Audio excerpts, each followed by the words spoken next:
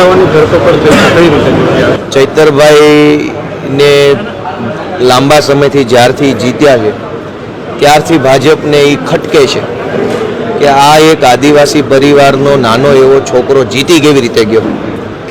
ભાજપને અમે જીતીએ એ ખટકે છે. હું વિસાવદર જીત્યો તો વધુ તકલીફ પડી, તો એ તકલીફમાં આવી અને રોકવા માટે અમારે પાર્ટીના નેતાઓને હેરાન કરવા માટે અનેક પ્રકારની ખોટી કાર્યવાહી કરી રહેલ છે. ચૈતરભાઈની સાથે આમ આદમી પાર્ટી છે, એમની ઉપર જે અત્યાચાર થઈ રહ્યો છે એમાં પૂરી તાકાતથી પાર્ટી અમને સપોર્ટ કરશે અને લડશે.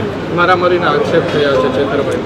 મારામારી કરવાનો ઈજારો માત્ર ભાજપ પાસે છે. ગુજરાતમાં બીજું કોઈ મારામારી કરી શકે એમ છે નહીં. માત્ર ભાજપવાળા જ મારામારી કરે છે. 2027નો એક્શન પ્લાન શું હશે? બસ જનસંપર્ક, લોકોને મળીએ, લોકોને અમારી વાત કહીએ, લોકોની વાત સાંભળીએ, એવી રીતે લોકો સાથે અમારો લાગણીભર્યો વ્યવહાર ઊભો કરી અને લોકોને અપીલ કરીએ કે એક તક અમને આપે. એ અમારી રણનીતિ.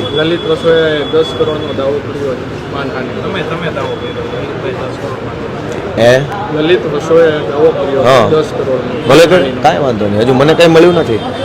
મને કોઈ એ તો ટીવીમાં આપ્યો છે, મને થોડું આપ્યો છે. મારા ઘરે કંઈ આવ્યું નથી હજુ તો.